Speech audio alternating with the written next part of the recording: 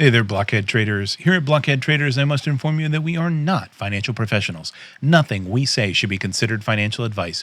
We offer our own thoughts and opinions to you, the viewer. We expect you to take these opinions, form your own financial conclusions, and make your own financial decisions. Today is Wednesday, June 5th, 2024, and this is Blockhead Traders Weekly.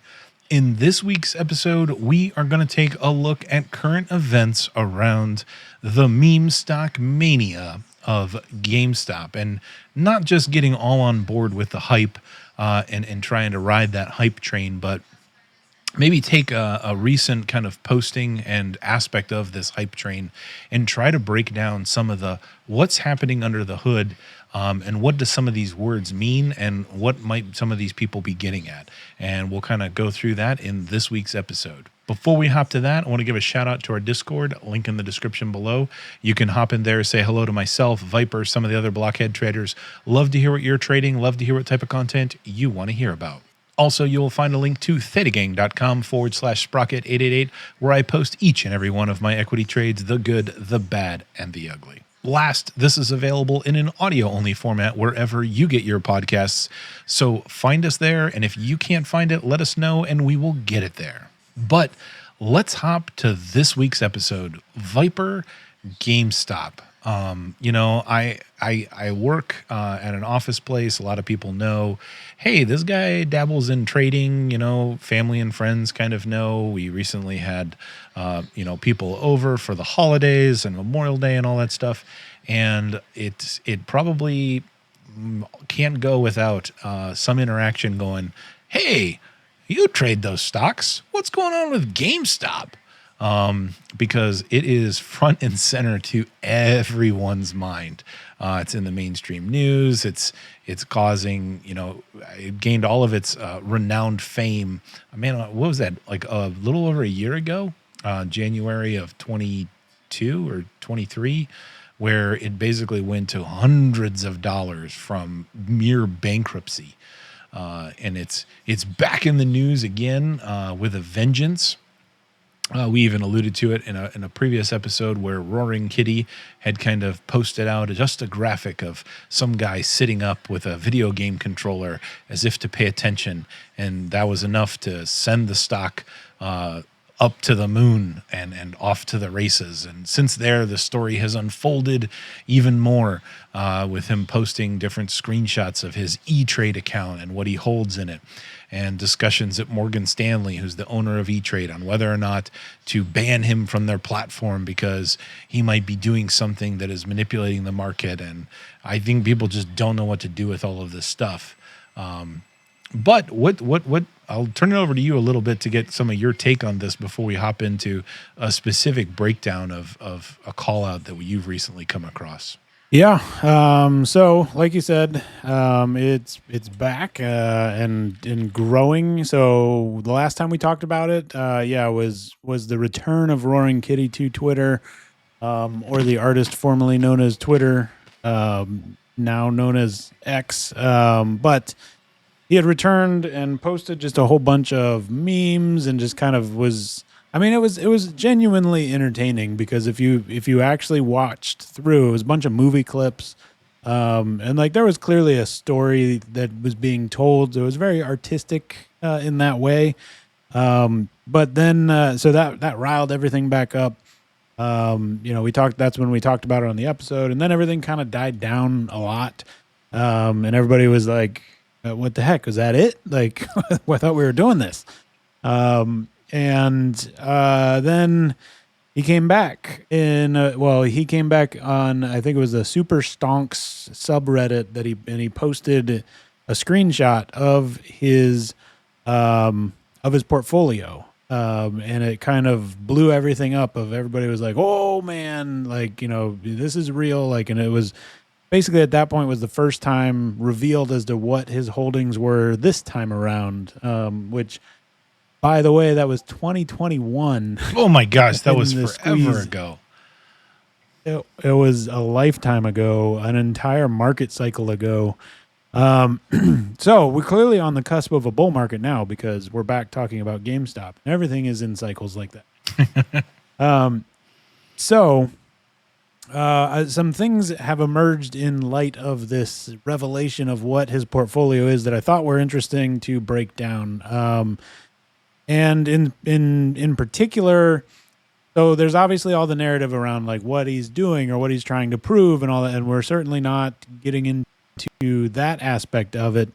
What I thought was interesting were some of the mechanics that he was using to have the position that he has, and the general lack of understanding. And by no means am I saying we're professionals in these mechanics at all, but there's a general lack of understanding of how the mechanics work that then gets wrapped up into the hype around what's happening. So I thought it might be useful and interesting to break that down from the mechanics perspective of, so certainly things get hyped up, FOMO starts happening, prices go up and all that good stuff. But what is the expectation of reality for what he's using as far as the investment vehicle separated from that hype pump? So one thing we saw in the screenshot of his account was he currently, at least as of June 2nd, held 5 million shares, just open shares of GME, which he purchased, I think, around $21 was the cost basis on those shares. And the more eye-popping number that has caught a lot of attention is 120,000 call contracts for a June 21st expiration on the strike of $20. And so that is the contract number. So that means 120,000 times 100 means he's holding the power of 12 million shares of the GameStop stock. And that's kind of one of the things that I wanted to focus on, because there's a couple narratives that have blossomed out of this. And one is this idea that just option sellers don't hold enough shares to cover those calls come June 21st when assignment happens, assuming the price stays above $20.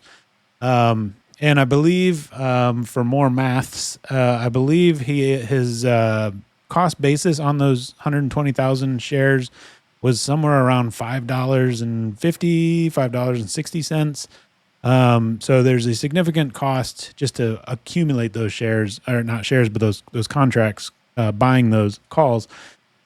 So there's this narrative of there's not enough shares owned by the option sellers, and what does that mean is kind of step number one. And then there's this other narrative that's going around of, oh, holy cow, he holds the power of 12 million shares, and if price is above $20 come June 21st, he's just going to have money raining from the skies for 12 million shares worth. And there's a bit of mechanics that I wanted to unpack there. And since I'm a little more comfortable and familiar with those mechanics, I'll start there and then kind of toss the other bit back to the more senior options player in the room here. But what I thought was very important, and I mean, this is getting pointed out in conversation threads where they're happening.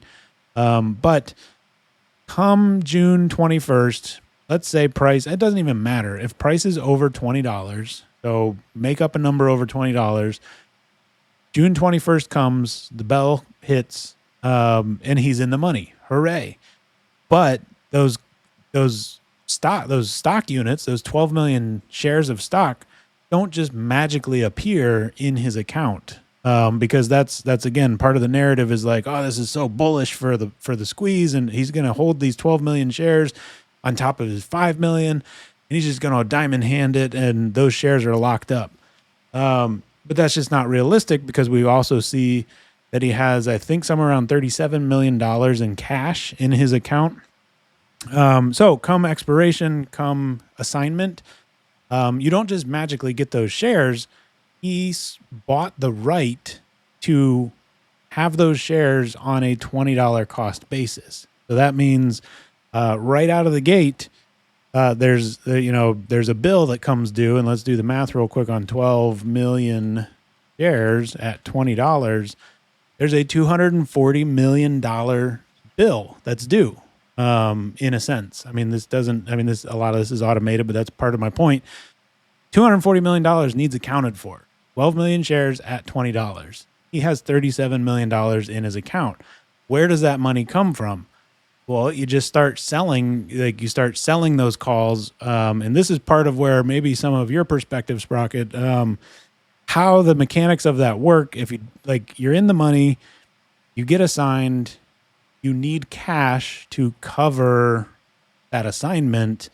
How does that work on those shares? I mean, as I understand it, you would take pieces of those shares and immediately they would get sold, so I guess I'll turn it over to you as to how that works, because my general understanding is shares will get sold until there is a way to cover the $20 cost, and then he is exposed and has in his possession whatever shares are remaining. So I think it really depends on your broker on how they're going to execute that exercise. So I can tell you from experience, if you don't have the cash to cover an exercise, they will liquidate the options for you. So they'll basically just sell the options back to the market, where no shares are really trading hands per se. You basically get the delta of the cost basis, or the difference. Now, I've had them exercised only for a loss because I didn't have the capital to cover the short position, and so they got liquidated on me, and so I booked a loss. But yeah, basically the brokerage that I used at the time was TD Ameritrade. They'll say, hey, look, you don't have the cash to cover this. Now, one note, and I don't know what type of margin he has, you won't need the full 200 and some million dollars that you call out. You'll basically just need enough margin room to cover it. Now, with as volatile as this thing is, I gotta believe that the margin requirements are very high. So, a normal kind of not super volatile stock, most brokerages will kind of go 50-50 with you. So if you had $100,000 worth of stock, you're expected to pony up $50,000, and then $50,000 goes on margin. Is kind of how some of that works. When you get into more volatile names, that percentage shifts. It's up to your brokerage and their discretion on how much margin they're going to require you to secure. But that is one thing. He won't really need that full 200 and some million. He'll need whatever the margin requirements is to hold 270 million shares. And even at a non-volatile name, you're talking 50-50, which is still more than he has cash for. Yeah. So using some of those numbers, ignoring margin just for a second, because margin, like you said, will obviously play in. So 29 is the number is actually 20. We'll round it up to $30 million cash in his account currently.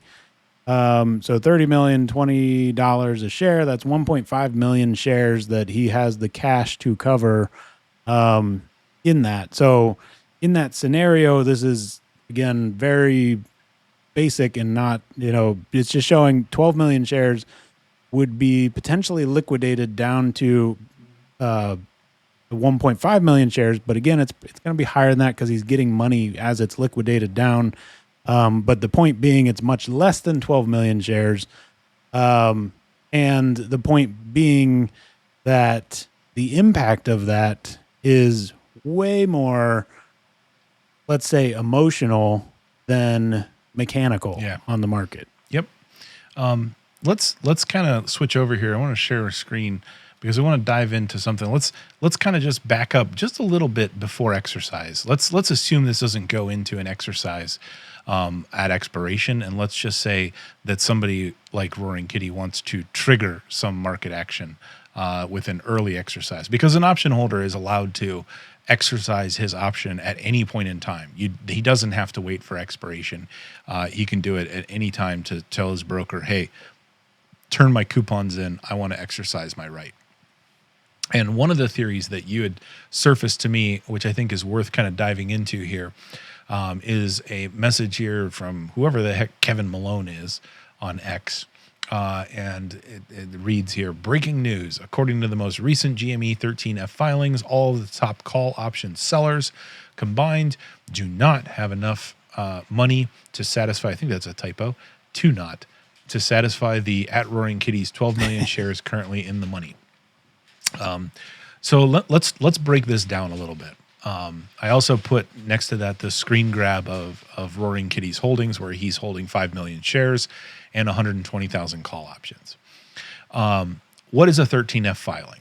So a 13F filing is something that's required by the SEC if you manage a certain level of money at the end of every quarter, within 45 days of the quarter, you have to file paperwork that says, this is what I'm holding. And then as long as you're over another threshold, you have to also include options contracts and things like that. So we're already limiting down to institutional investors. So we're saying, okay, we're assuming here that these are all institutional investors, and we're kind of ruling out, that these options could have been written by retail investors. They could have been written by non-institutional investors that aren't required to hire a 13F.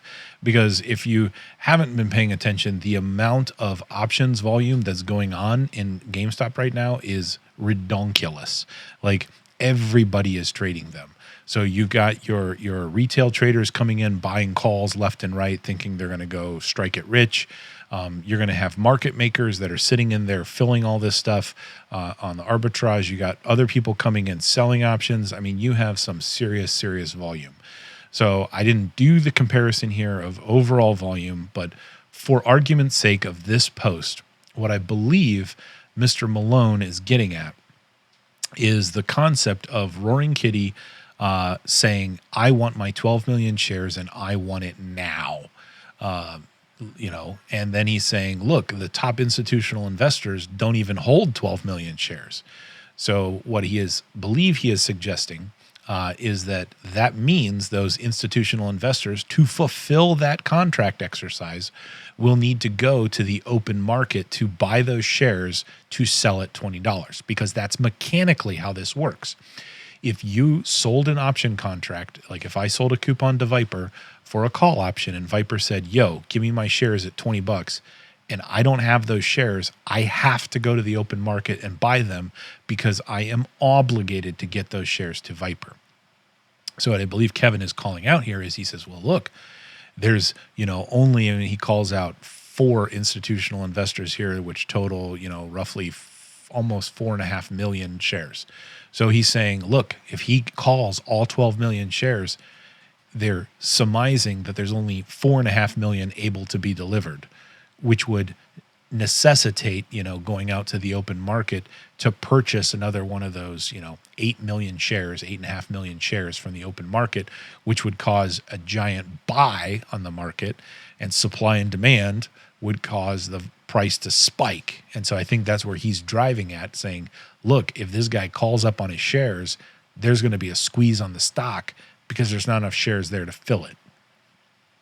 So I'll pause there before I give my reaction here, just to see if you have anything so far there, Viper, to add. No, yeah, that makes sense. And I think what was interesting in some of our discussion beforehand was you mentioned like the 13F filing and the 45-day notice, that this isn't like live data. This isn't updated right now. So there are assumptions on assumptions on assumptions here as to what this data is and what it even looks like right now. And so what I think is interesting in that takeaway then, because you also mentioned the volume and how crazy it is right now, like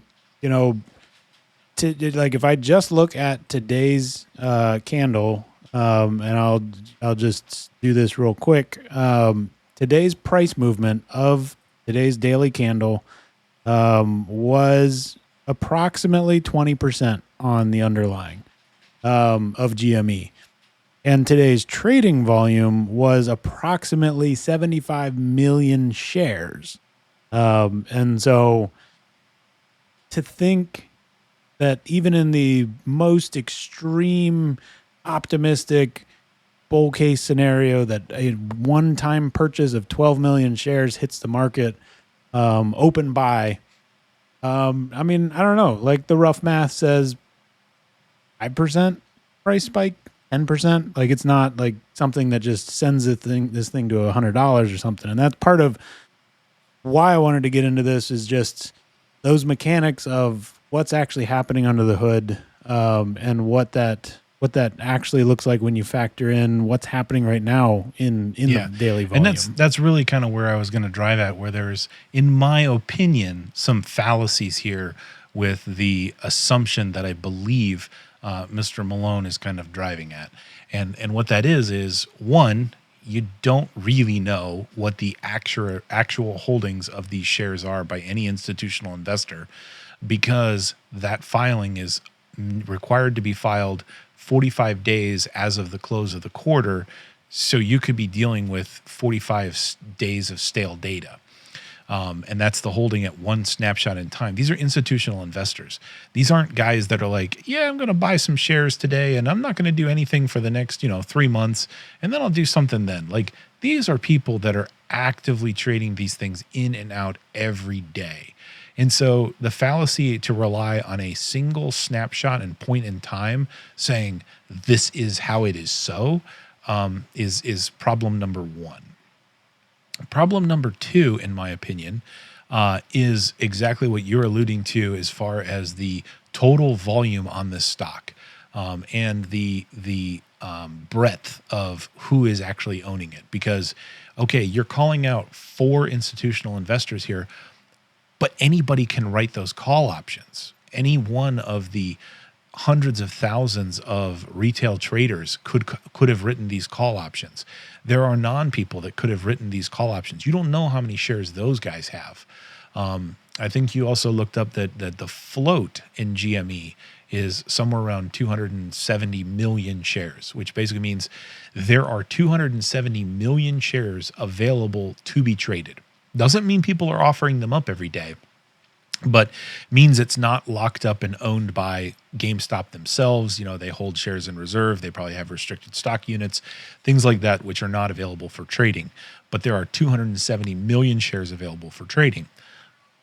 And then you're like, okay, so let's just hypothetically say that you're right, and that the only option contracts that were sold were these 4 institutional investors, and they only have 4.5 million shares. This is all like, trying to put everything in Malone's favor.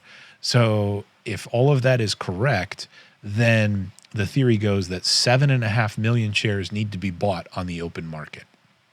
And that's where what you're getting to at Viper kind of plays in. You start saying, okay, if I go to the market and I try to get 7.5 million shares, how much liquidity is there? Because the lack of liquidity is what's going to drive up the price. If you can't find sellers to sell them to you, it's going to be illiquid and the price is going to spike and spike and spike. So a parallel would be, if I've got a gallon of water and I go, dump it into a 5-gallon bucket outside, how much impact is that to the bucket? It's a whole lot, because, 1 gallon into a 5-gallon, that's, 20% of what's out there. Now, if I take that same gallon of water and I go down the street and I dump it into my community swimming pool, how big of an impact is that to the community swimming pool, which is, tens of thousands of gallons of water? Much less. That's where you have to go to look at the daily volume of, okay, how many people are actually trading these shares on a daily basis? And what would be the impact if I come and I try to dip a $7.5 million order? Well, Viper called it out already. 75 million shares were traded today. Now, is that, significant? Yeah, 7.5 million against 75 million is a significant chunk of change, right? But is that enough to cause a massive starvation of liquidity? No, not in my opinion, because as that price starts to climb up, you're going to get other people going, yeah, I'm cashing in now, and you're going to get more sellers to arrive. And so that's a perfect analogy that you pulled up there, or a perfect breakdown of saying, okay, how much volume did we have today, and what was the total price movement of GameStop under that volume? Now, it's true, that we don't really know that 75 million wasn't an all at once buy at 7.5 million shares. But guess what? These traders aren't going to unleash a $7.5 million order right out the gate to satisfy this exercise. And so that's where I really think this story is kind of a non-starter. Will it have some sort of upward price movement? Yes, there'll be some upward price pressure. But the idea that you're going to time that upward price pressure to the moment that the exercise happens or that demand hits the market is in my opinion, a little nonsensical, because it's not that big of a splash in the grand scheme of things, relative to the amount of activity and volume that's going on in GameStop. Yeah. And the other thing I would call out in the world of, and there's a lot of problems with what I'm about to say, but it's in the vein of keeping things super, super simple. The beauty of the order book, and there's a huge asterisk here, and we could get into it in another time or in the Discord if you join the Discord. But the beauty of the order book is at this exact point in time, and I don't know, I mean, I think the order book is somewhat available after hours, but in market trading, go to an order book of a brokerage, and you can see what the liquidity looks like above the current strike. So in theory, you could estimate what a 7.5 million buy would do to the price by just ticking through each block of orders, because the order book will show you how many shares at that price are available and are trying to be sold. And you could just do some math and say, all right, 7.5 million shares clears the liquidity up to this price. Now, the easiest low-hanging fruit of why that's problematic is you're looking at one brokerage. There are multiple brokerages, multiple major brokerages, lots of arbitration happening between them. So if that $7.5 million or 7.5 million share buy came in on one brokerage, there would be all sorts of arbitrage happening, where other brokerages were arbitrating to get that better price, and that would kind of balance the load out and all that sort of stuff. So that's just the easiest reason why there's some problems with that. But again, just the mechanics of the order book, that's what that would mean, is just knocking out what do 7.5 million shares on this order book's liquidity look like. And then that's the most like boom, bam, there's where the price would go exactly on that one specific order book. But the other thing I would say, and again, this is not at all in support of a trade or a trading play to take place on this or whatnot, but there is an element, and I mean, this is what makes meme stocks so unpredictable, so wild, so, profitable for a few, because again, I don't want it to be mistaken. Roaring Kitty stands to make a ton of money out of what's happening so far. And there's no denying that. But the main point I wanted to get across in this discussion was, number one, the actual mechanics of his specific portfolio and what that would mechanically do to the price is very, very, very minimal, in the sense that he's just barely able to have I don't even know if I'd say a splash, but just a sprinkle of what much larger institutions do every day in all sorts of other stocks, and the impact that they can have with their market makers and all this sort of stuff. And I mean, that does start to tie into the ideology of what he's trying to prove or do or whatever. But so mechanically, not a lot, non-starter, not much there in the meat of the story, like you said.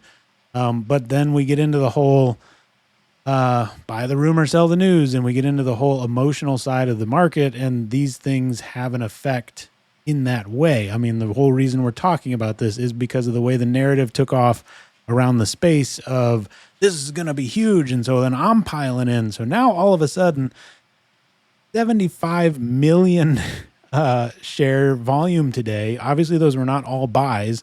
But I mean, if price moved 20%, I mean, this is just off the top of my head, I don't know, possibly dumb math, but 75, price moved 20%. So let's say 20% of those shares moved were buys.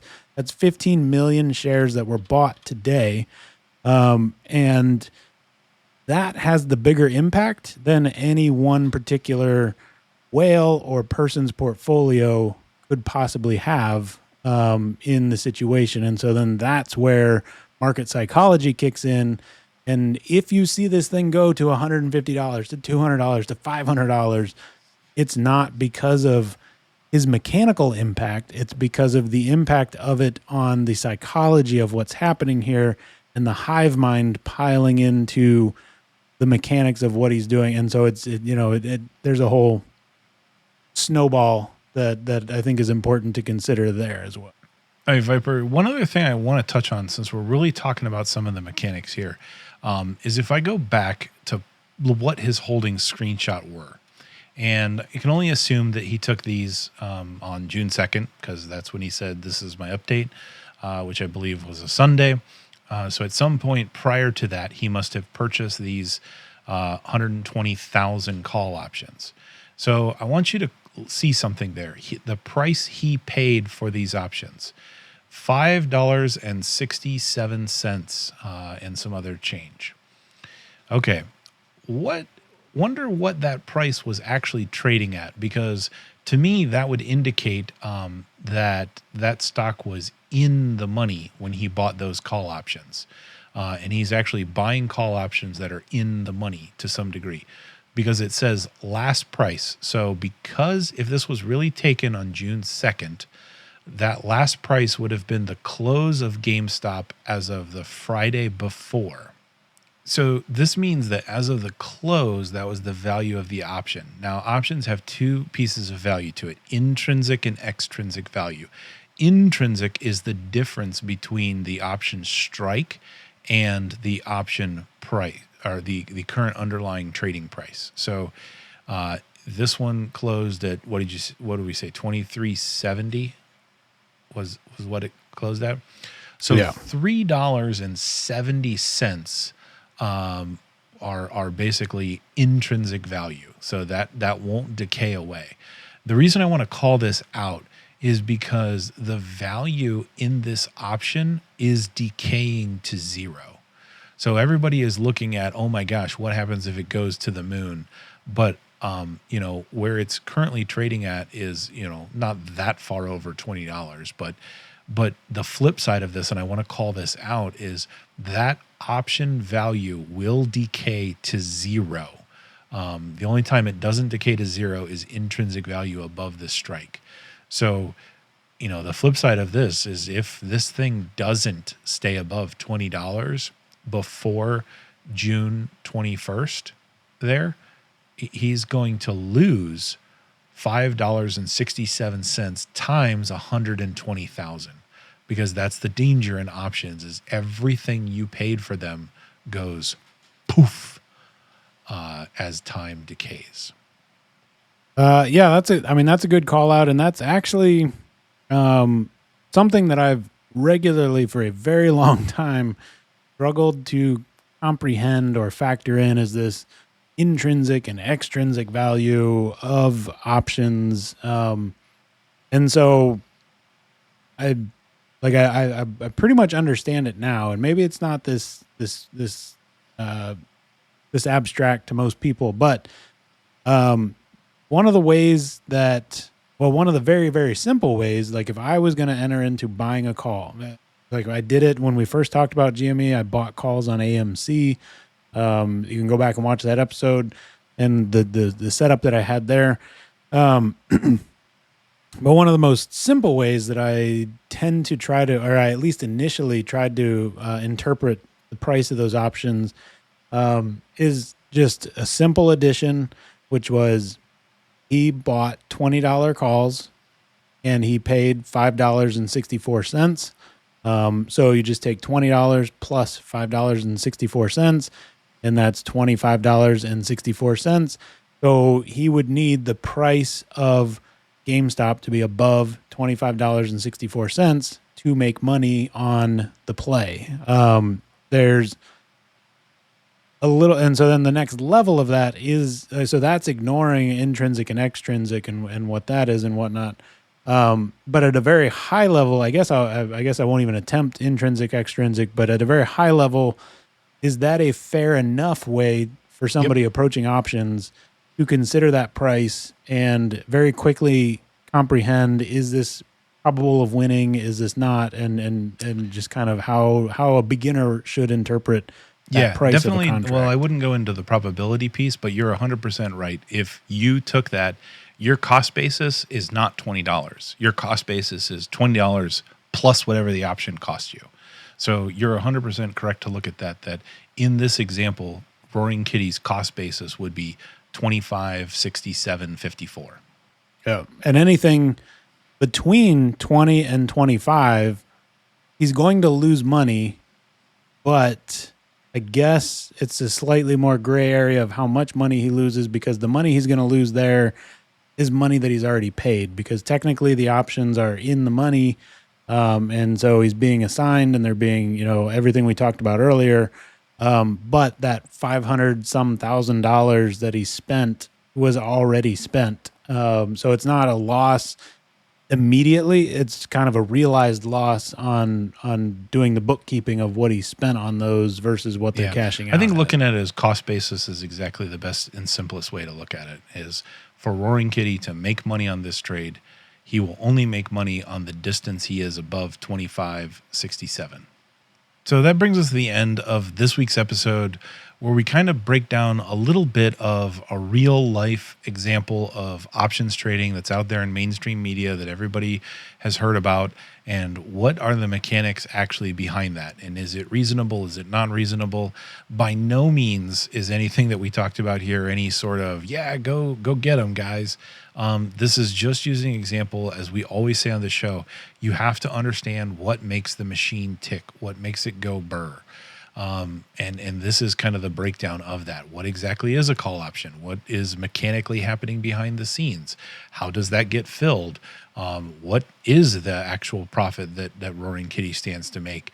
These options didn't materialize out of thin air to him. He had to pay for them. And so that has to be factored into the cost basis. He still has to pay for the shares if he exercises in the money. That still costs money. How does all that work? So I think a lot of times the media and other posts on social media and all that stuff can really skip over those details, and it goes straight to the, oh my gosh, there's a shortage, we're going to the moon, all these people are making millions of dollars and you're the schmuck on the couch. Are people really making money on this? Absolutely they are. Are people losing money on this? Yeah, absolutely they are. And so it's not really about any such thing as a sure investment or go do this, you're guaranteed to become a millionaire. There's no guarantees in anything, right? The best mitigation to being able to go after this stuff is to understand how it's working, what is going on.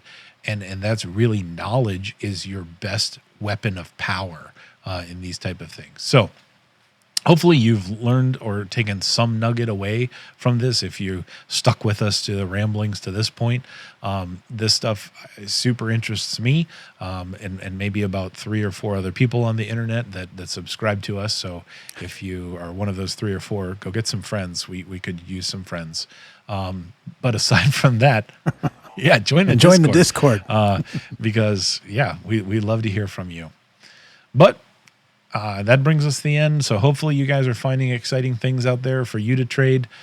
Good luck out there. And remember, think outside the block.